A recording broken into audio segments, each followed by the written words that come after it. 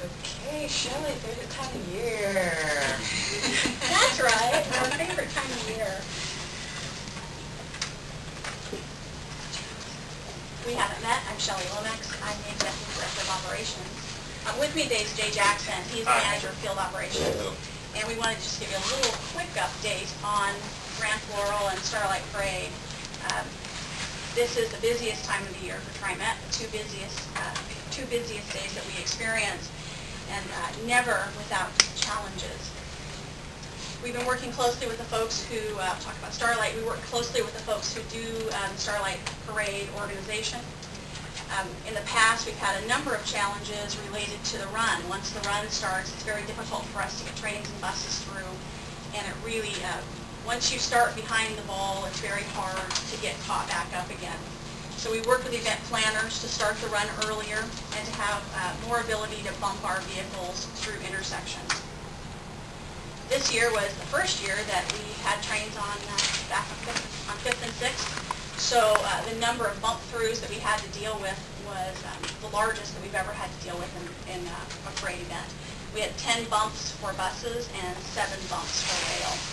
And just to kind of give you an order of magnitude on what that requires, we have to have police and our own personnel on ground at each of those bumps to make sure that we control all 4 corners of the intersection and still get the vehicles to move through. So it's a major event for us, and for us it's an all hands on deck event. What's a bump? The parade crosses our pathway, and our vehicles have to stop while the parade goes through. I see. And we have to wait for a natural break in the parade where we're allowed to go ahead and move through. I see. Because it's televised, we work really closely with the event coordinators. They notify us, we're about to go to commercial, you can move your vehicle through, so that when folks are watching at home, they don't although we think the trains make a lovely float. We think it's a nice float. We were able to manage very well in the beginning of the event, keeping headways. We're very pleased at how things were going in the beginning of Starlight Parade. We positioned strategically trains and buses to help keep headways in place, and put express buses in place that moved about 3,500 customers.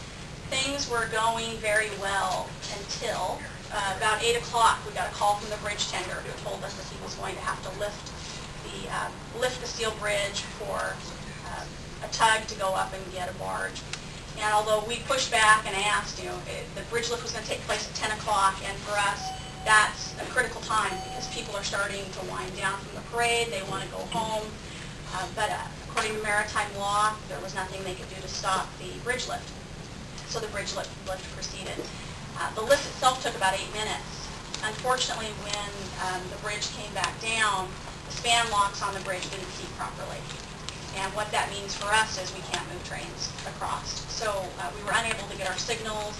The bridge wasn't seating properly. We had signal crews on site ready to help deal with that and help the bridge tender get through that. But unfortunately, we lost about 45 minutes of bridge use. For us, it couldn't have happened at an absolute worst time. To give you an order of magnitude, when people are trying to leave town, we have about 15,000 people trying to leave all in a very short period of time. 10,000 of those will head east and 5,000 will head west, and that's just the people who primarily are trying to get out of town. Trains, buses, they all want to leave at once because once everything shuts down, there's really nothing for them to do. They all want to go home at the same time. So it was challenging, and that delay went on into the night as we worked, expanded the amount of time it took us to get our customers home. In spite of that, we had only 6 customer complaints, which I think people were very understanding. We did a good job communicating. I think we had the flat screens up telling people the reason for the delay was a problem with the bridge lift.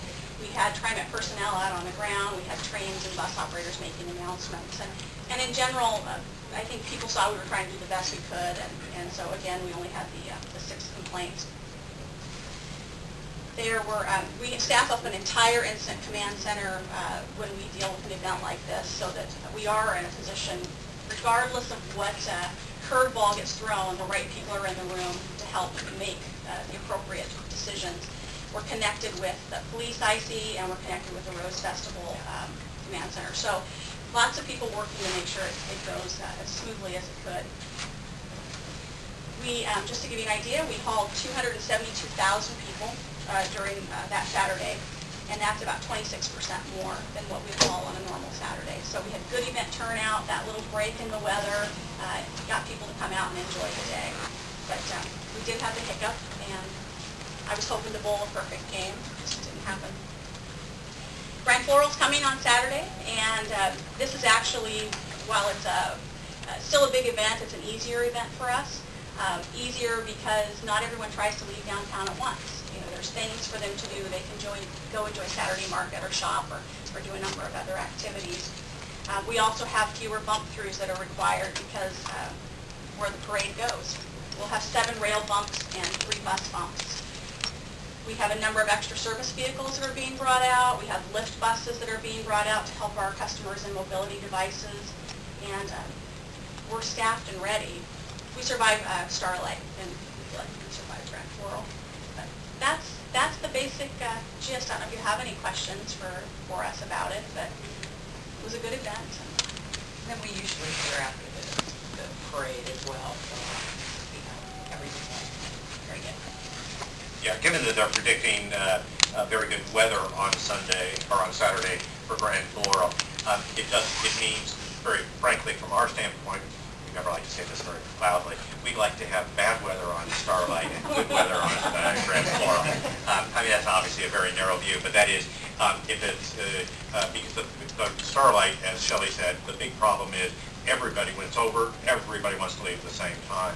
On Grand Floral, not only are those other things, but if the weather's good, it pulls even more people to kind of linger and such, and it means that the loads get much more balanced throughout that afternoon. Although they're usually pretty wild in the morning coming in. Well, yeah, and we start really early. Yeah. So see you at the parade. Thanks.